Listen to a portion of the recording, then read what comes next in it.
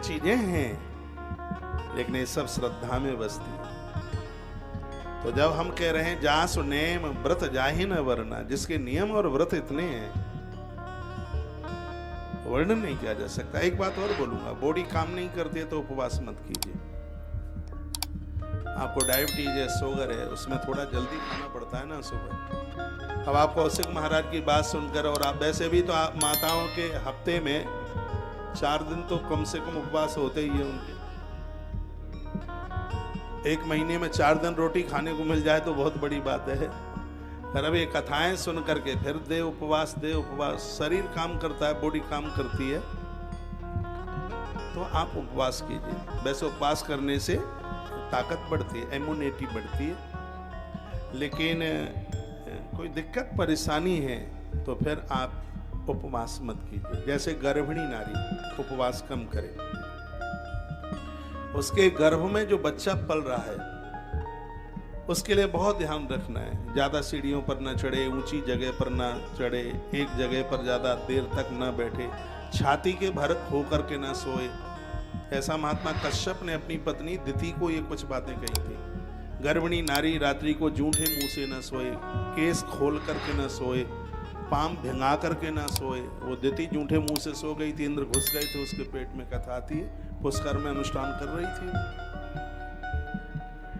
तो गर्भिणी नारी के लिए कुछ बड़ी अद्भुत बातें कही गई हैं।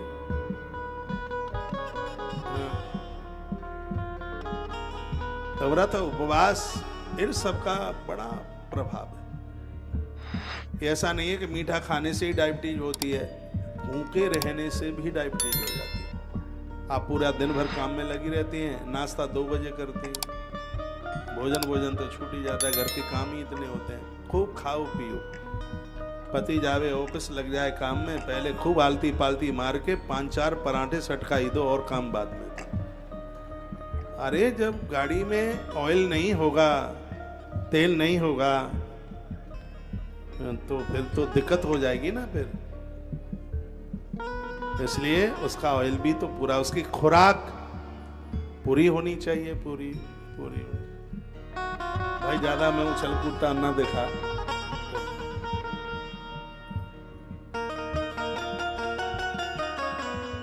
खाने पीने का ध्यान रखें। आप खा रहे हैं बड़ी बात नहीं है, आप क्या खा रहे हैं ये बड़ी बात है। कुछ भींगी हुई चीजें, जैसे भींगी हुई मूंग बहुत फायदा करती है। एक बात और मैं कहूंगा, जिनका शरीर ज्यादा लटक गया है, जिनकी बॉडी में ज्यादा घाव होता है, या जिनकी चमड़ी जिसकी ज्यादा, यानी वेट ज्यादा बढ़ रहा है, तो वेट को लॉस करने के लिए हमारे आयुर्वेद में बहुत अच्छी बात कही गई है। 1 गिलास पानी खूब गर्म कीजिए उसको, और आधा चम्मच उसमें हल्दी छोड़ दीजिए, उसको फेंट के पी जाइए, और 8 दिन में देखिए आपकी चमड़ी कैसे बाथरूम के सारे गल के पिघल करके निकल जाएगी। शरीर की ताकत बढ़ेगी। गर्भिणी नारी न ले इसे। हल्दी स्वास्थ्य के लिए इतनी फायदेमंद है। आपके देवी देवता घर में भगवान काले पड़ रहे हैं, इतना सुंदर सा उपाय है कि हल्दी थोड़ी सी आप दही में डालें, खूब गाढ़ा दही, उसमें थोड़ी हल्दी डालें, फिर उस हल्दी से आप भगवान को नहलाइए, चमक जाएंगे। आजकल ये बाजार के पाउडर से भगवान को साफ करते, उसमें केमिकल पता नहीं क्या क्या डला रहता है। हल्दी दही में मिला करके आप ये काम करें। तो हल्दी तो बहुत ज़्यादा ही प्रभावशाली है, वह है। तो अपने स्वास्थ्य का ध्यान रखिए। तो उपवास, ध्यान, जप और दान, इन 4 की बड़ी विशेषता ध्यान रखना। ध्यान करने से मानसिक पाप समाप्त होते हैं, जप करने से वाचिक पाप जो वाणी से हुए हैं वो पाप समाप्त होते हैं, व्रत करने से शारीरिक अपराध समाप्त होते हैं, और दान करने से धन कमाने वाले अपराध हैं वो समाप्त हो जाते हैं। तो कोई न कोई तो व्रत होना चाहिए ना, कोई न कोई नियम हो। ऐसा नियम लो, जगेंगे तो धरती माता को रोज प्रणाम करेंगे।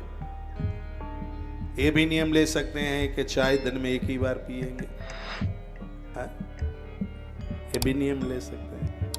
भोर में जल्दी जागेंगे, नियम ले सकते हैं। धरती माता को प्रणाम करेंगे, ये भी नियम ले सकते हैं। सास माँ से कभी नहीं लड़ेंगे, ये भी नियम ले सकते हैं। बहू को बेटी मानेंगे, ये भी नियम ले सकते हैं। भगवान की कथाएं रोज सुनेंगे, ये भी नियम ले सकते हैं। महादेव पर बेल पत्री चढ़ाएंगे, ये भी नियम ले सकते हैं। सालराम भगवान की पूजा करेंगे। सालराम भगवान सूखे में धरे हों तो वो कम प्रभावी हैं, यदि वो जल में हैं तो उनका प्रभाव और ज़्यादा है।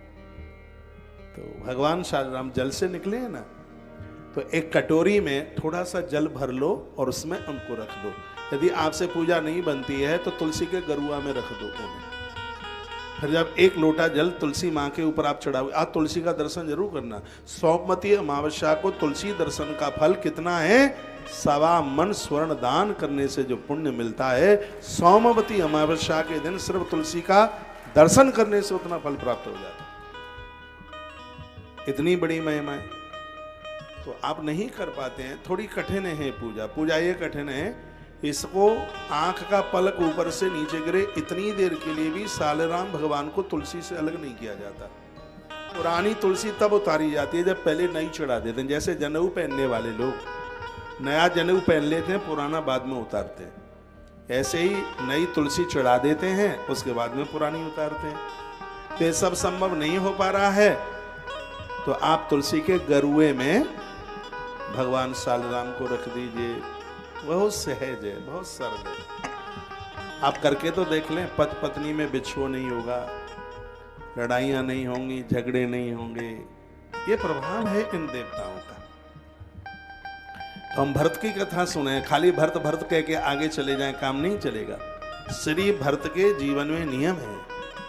क्या नियम है? प्रत्येक दिन सरयू स्नान करने को जाते हैं, नदी के किनारे दीपदान करते हैं, नित्य ब्राह्मणों को भोजन कराते हैं, तर्पण करते हैं और महादेव का अभिषेक करते हैं रोज। ये इनका नियम है। तर्पण होम करें विधि नाना, विप्र जिवाय देहि दिन दाना।